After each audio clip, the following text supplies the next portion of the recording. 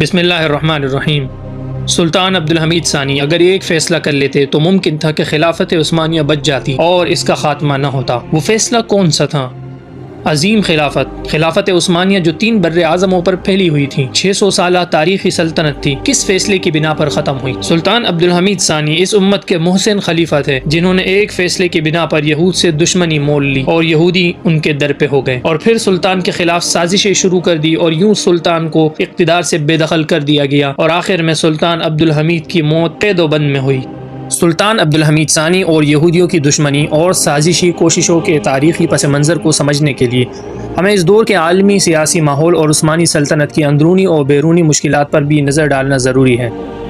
سلطان عبدالحمید ثانی سلطنت عثمانیہ کے اہم اور آخری مضبوط حکمرانوں میں سے ایک تھے۔ ان کا دور حکومت عثمانی خلافت کے زوال اور مغربی سامراجی قوتوں کی جانب سے